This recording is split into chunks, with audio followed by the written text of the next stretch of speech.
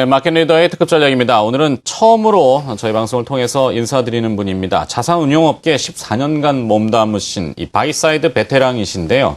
지난 2006년부터 칸사스 자산운용 대표 펀드인 칸사스 하베스트 펀드를 운용하셨고요. 이 스트레치스트 시장 분석가로도 역할을 겸임하셨습니다. 거시경제에 대해서는 또 일가견이 있으신 역량을 보여주신 분인데요. 토러스 투자증권 최승용 리서치 센터장 함께하겠습니다. 안녕하십니까? 네, 안녕하십니까? 자, 센터장님 7월 전망 자료를 보니까요. 네네. 현재 시장 상황은 과거 출구 전략 이후에 금융위기로 악화됐던 사례들로 인해서 이 잠재적인 공포심리가 시장을 크게 위협하는 과정. 내용이 좀 길긴 합니다만. 네. 자, 이 단계에 점화를 우려했다가 현재 진정된 상태인 것으로 파악된다. 네. 이렇게 쓰셨습니다. 네. 어떤 의미를 지니고 있는 건가요?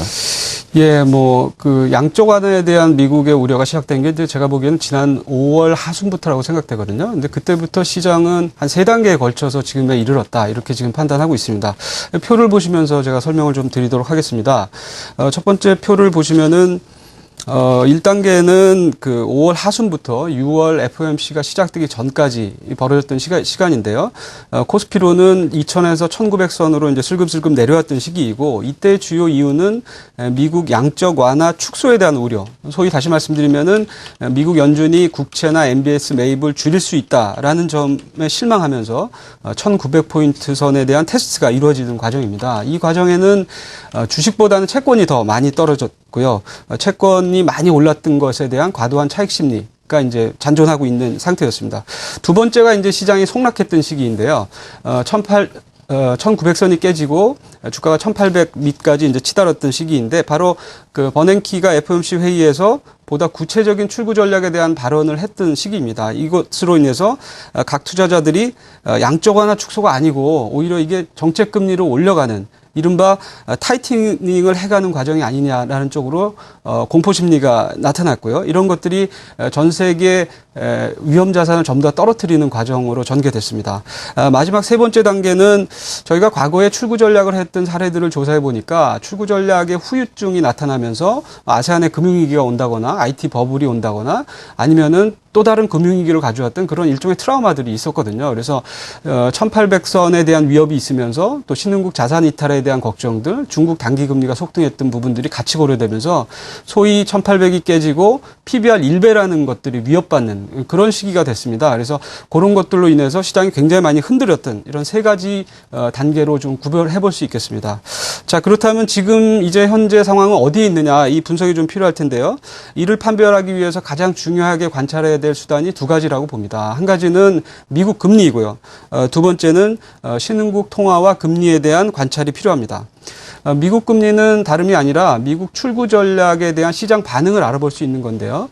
미국 출구 전략이 양적 완화 축소에 그치느냐, 아니면은 기준금리를 올려가는 어떤 그런 새로운 타이트닝으로 들어가느냐라는 부분을 관찰하게끔 하는 그런 배경이 될 것 같습니다. 네. 두 번째로는 신흥국 금리와 통화는 과연 외국인 자금이 본격적으로 이탈이 돼서 과거 금융위기 때처럼 어떤 새로운 위기를 탄생시킬 수 있겠느냐라는 부분을 관찰할 수 있는 그런 도화선을 관찰할 수 있는 도구입니다. 그래서 두 가지에 대한 판단이 필요한데, 결론적으로 말씀드리면은 한국 시장은 앞서 말씀드린 1단계와 2단계 정도의 중간쯤에 있다. 다시 말씀드리면 코스피로는 한 1850에서 한 1930에서 50 정도 라인을 주로 움직이는 그런 형국에 있을 거다라고 이렇게 지금 생각하고 있습니다. 이유는 이렇습니다.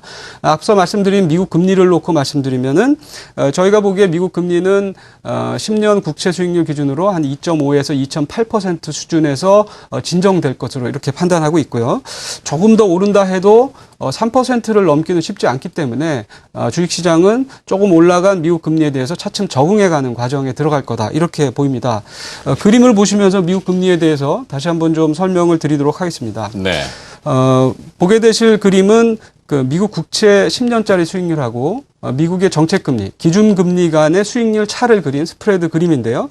오른쪽에 보시는 그 2009년 이후부터 보시는 게 보다 합리적일 것 같아요. 이때가 바로 이제 저희가 소위 미국이 양적 완화를 처음 시작했던 시기이기 때문에 이때 보시면은 미국 금리가 움직이는데 가운데 제가 하늘색 선으로 이게 줄을 하나 거놓은 게 있습니다. 이게 바로 2009년 이후에 그 미국 국채 수익률 10년짜리하고 정책 금리 간의 스프레드 평균치입니다. 근데 현재 미국 금리는 2.6%에 들어가서 이 평균 수준에 와 있는 상태이고요. 저희들이 보기에는 요 정도 선이 미국 금리가 당분간 움직일 수 있는 가장 합리적인 선이라고 보기 때문에 현재 미국 금리의 상승은 상당히 도달해 있고 앞으로 진정될 가능성이 많다 이렇게 판단하고 있습니다. 그리고 실상 그 버냉키의 출구 전략도 저희가 분석해 본 결과에 의하면 상당히 완만한 속도일 거다라고 저희는 판단하고 있습니다. 실제로 2014년 내년 중반까지 양적 완화에 대한 매입 규모를 축소한다 하더라도 앞으로 한 4천억에서 8천억 달러 정도 추가로 연준이 자산 매입을 할 거라고 판단되거든요. 근데 지난 3차 양적 완화가 시작됐던 작년 9월 이후부터 얼마를 샀냐면 지금 7천억 달러를 샀어요. 그렇다고 보면 앞으로 사야 될 4천억에서 8천억 정도 규모가 있다고 보면 이 부분도 기존에 버금가는 금액이기 때문에 전체 글로벌 시장에 유동성을 만드는 데는 큰 영향은 없다 이렇게 보고 있습니다. 이러한 뭐 미국의 장기 금리 그다음에 유동성 문제를 고려해 봤을 때 앞서 두 번째로 말씀드린 신흥국 금리나 통화에 대한 기준 이 부분도 크게 우려할 정도로 악화되지는 않을 거다 이렇게 보는 거죠. 네. 공포 심리의 어떤 근원이었던 미국 금리가 진정되면서 신흥국 시장도 좀 더 안정될 거라고 보이고요. 문제는 신흥국 시장의 변동성이 좀 남아있기 때문에 한국이 얼마만큼 달리갈 수 있느냐인데 한국의 건전성 측면에서는 아세안 국가의 그 어떤 외환이나 통화 사정과 비교해 봐서는 저희가 상당히 우위에 있는 것은 분명한 것 같습니다. 그래서 아세안 신흥국가는 좀 달리갈 수 있는 시기가 이제 도달했다 이렇게 판단하고 있습니다. 따라서 정리하면 저희가 그동안 미국의 양적 완화 우려에 대한 걱정들 때문에 한 세 단계에 거쳐서 주가가 떨어졌는데 지금은 첫 번째 단계, 그다음 두 번째 단계 한 중간 정도 코스피를 기준으로 하면은 한 1850에서 1930선 정도에서 주로 움직이는 그런 과정이 7월과 당분간 기간을 장악할 거다 이렇게 보고 있습니다. 네. 한 번 다름에 쭉 다 이야기를 해주셨는데요. 자, 이 코스피나 뭐 이 주식시장 모든 것이 됩니다면 변동성이라는 걸 상당히 꺼려하지 않습니까? 네, 그렇습니다. 오르락내리락 해버리면은 어느 쪽인지 몰라가지고 헷갈리게 되는데요. 자, 이 변동성의 시발점이 됐던 것이 QE 축소 우려라고 하는데 어느 정도 미국 국채 금리 여러 가지 자료를 보여주셨는데 저 정도 수준이면 진정될 것이다. 네.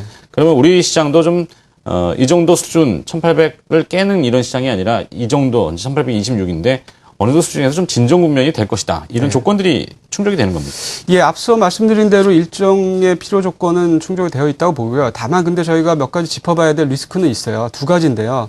바로 이거는 이제 선진국 쪽에서 오는 거라기보다는 신흥국 경제나 증시 측면에서 오는 것들입니다. 첫 번째로는 그 아세안 통화나 금리가 더욱 불안정해져서 외국인들의 자금 이탈 심리가 더욱더 강해져서 이런 것들이 이제 확산되는 경우 생각할 수 있겠고요. 두 번째는 바로 중국입니다. 중국 경제 성장률에 대한 하향 추세가 지금 계속되고 있는데 과연 중국 경제가 경착륙의 현상까지 갈 수 있느냐.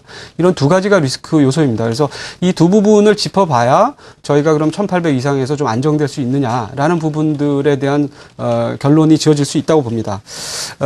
일단 아세안 통화 쪽에 대해서 생각해 보면은 시장을 크게 위협할 정도로 발전하지는 않겠다라고 이제 저희들은 좀 생각하고 있습니다. 아세안 통화 및 금리는 두 가지에서 고려할 필요가 있어요. 하나는 변동성이고요. 아까 지적해 주신 대로 또 하나는 이제 건전성 측면에서 굉장히 급박하냐 이 두 가지인데요. 변동성 측면에서는 앞으로도 좀 더 그 변동성이 심화되는 국면이 남아 있을 것 같습니다. 왜냐하면 신흥국에 대한 채권에 외국인 투자자들이 과거 한 3년 동안 굉장히 많이 들어왔습니다. 그래서 금리도 많이 떨어뜨리고 통화 가치도 많이 올려가는 과정이고 금액도 굉장히 많이 들어왔다는 거죠.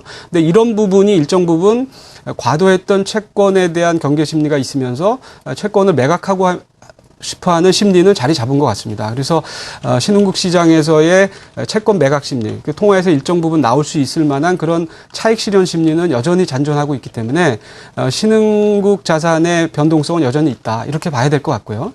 다만 그럼 이런 것들이 건전성에 대한 위협까지 가지면서 치명적으로 발전할 거냐 그렇게 보이진 않는 게 일부 아세안 국가들의 외환 사정이 그렇게 호의적이지 않다라는 부분은 맞고요. 다만 과거 한국이 그 외환 위기를 겪었던 당시 한번 저희가들이 비교해 봤는데 그 정도 수치만큼 위협적인 상황은 아직은 아닌 것 같습니다. 그래서 좀 더 뭐 나쁜 요소들이 나와서 더 악순환을 반복할 수 있는 개연성이 아주 없진 않지만 현재 상황으로 봐서는 건전성 을 크게 급박하게 위협할 만한 수준까지는 아직은 아닌 것 같다. 이렇게 네. 보이고요.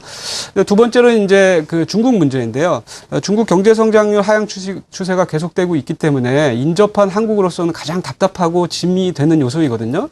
근데 이게 쉽사리 돌아서기는 좀 어려울 것 같습니다. 저희가 이제 한 달 혹은 뭐 짧게 나오는 경제 지표들을 종합해서 보면 아직은 중국 경제가 좀 더 나아질 수 있다라는 그런 증거물을 찾기는 아직은 부족한 것 같아서 저희가 좀 더 겪어야 된다 이렇게 판단하고 있습니다. 다만 미국 경제가 4분기부터는 보다 뚜렷하게 회복될 것으로 보이기 때문에 미국의 경기 회복을 근거로 한 한국과 중국의 어떤 수출 경기 호조 이런 부분들은 일정 부분 감안을 하고 있어야 될 것 같습니다. 그래서 현상은 아직은 답답하지만 4분기 이후에 중국을 비롯한 한국 경제가 미국의 경기 회복을 바탕으로 조금 나아질 수 있다라는 가능성은 염두에 두고 봐야 된다 이렇게 생각하고 있습니다. 네. 그래서 앞서 이제 정리해서 말씀드리면 미국 금리가 진정됐고 이로 인해서 시장의 가장 큰 불안정 원인은 이제 소멸됐다 이렇게 보이고 있고요. 하지만은 신흥국의 자체적인 요소가 아직은 불안정한 요소들이 남아있기 때문에 시장은 여전히 제한적인 국면에서 한국 시장은 영향받을 거다 이렇게 판단하고 있습니다. 네. 자, 시간이 조금 많이 모자라는 관계로 오늘 정리 좀 함축해야 될 것 같습니다. 네. 전략을 그러면 어떻게 잡아야 되겠습니까? 그래서 7월은 일단 아직은 변동성이 좀 남아있는 국면이라고 봐야 되지만 지지력을 만들어가는 과정이다. 그래서 사실은 저희는 7월뿐만 아니라 3분기를 그렇게 같이 보는데요. 시장의 지지력을 테스트하는 과정이고 다만 4분기 이후에 미국 경기를 바탕으로 좋아지는 국면을 인정하고 있기 때문에 두 가지 전략이 필요하다 이렇습니다. 그래서 7월 안은 좀 더 짧은 단기 트레이딩 위주가 될 것 같고요. 시장의 주도주도 별로 특색 없이 이렇게 번갈아 가는 순환매 위주일 것 같습니다. 그런 짧은 시장의 현상에 대응할 필요가 있고요. 또 한 가지는 4분기 이후에 좀 더 나아지는 그림을 염두에 둬야 된다. 아랫선에 대한 지지력은 있기 때문에 그렇기 때문에 특히 수출주, 대형주 중심으로 점진적으로 분할 매수해가면서 보유 비중을 조금씩 올려가는 그런 전략을 가져가는 두 가지 전략의 병행이 필요하다. 이렇게 보고 있습니다. 알겠습니다. 자, 오늘 시간 관계상 시간을 좀 더 드려야 되는데 다음에 꼭 한번 특집으로 한번 마련을 해보도록 하겠습니다. 네, 감사합니다. 오늘은 여기까지 듣도록 하겠습니다. 마켓 리더의 특급 전략이었고요. 토러스 투자증권의 최승용 리서치 센터장이었습니다. 고맙습니다. 네, 감사합니다.